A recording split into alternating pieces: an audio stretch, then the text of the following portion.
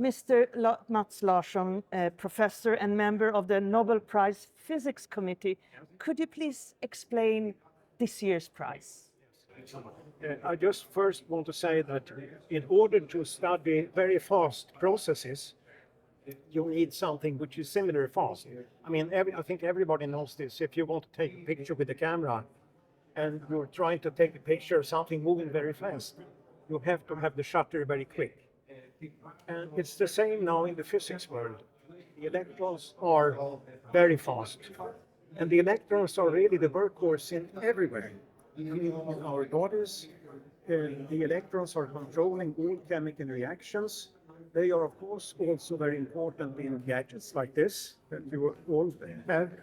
And so once you can control and understand electrons, you have taken a very big step forward.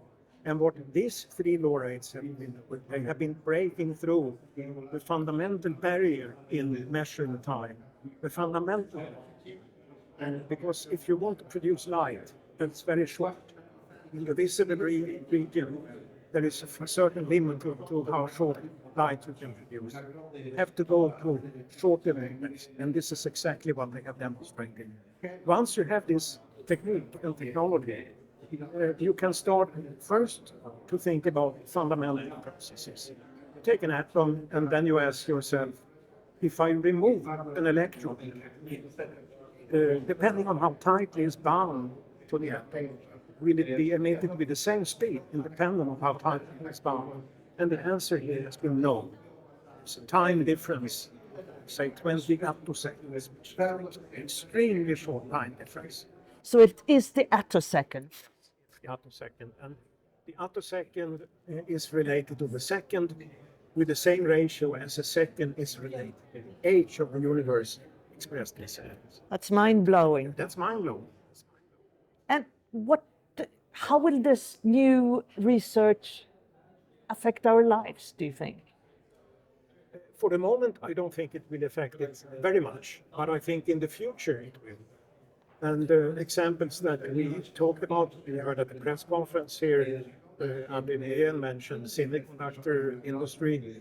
We have the molecular fingerprinting that I think that is presently being developed very successfully in Garching in Germany by one of the laureates, Felix Krauss. And what is that good for? What is that good for, the fingerprint? The molecular fingerprinting is about finding out if you have a change in your blood center.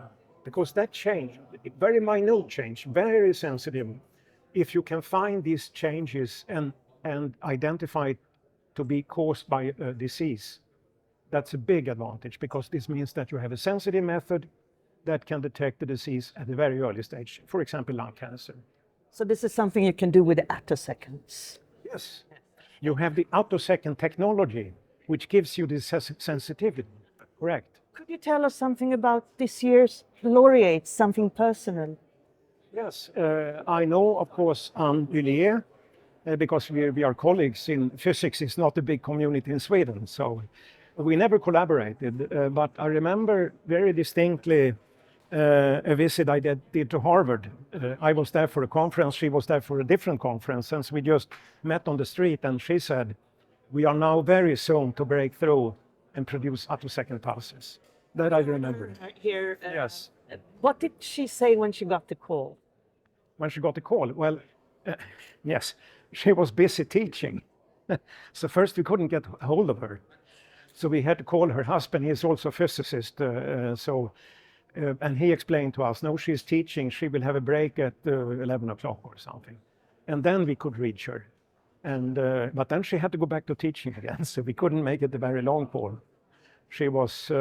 She's very dedicated to do teaching, and she doesn't leave students just like that. 3 laureates to this year's physics prize. If you would say yourself in 30 seconds, what is the most exciting thing about this year's prize to you? To me, I think the most exciting thing is that they, over a very long period, have been working very hard, both to understand the fundamental physics and then to develop the technology to break through and to really open the world of electrons, really the workhorse for all of us. which we never had access to earlier. Now we have access. That's fantastic.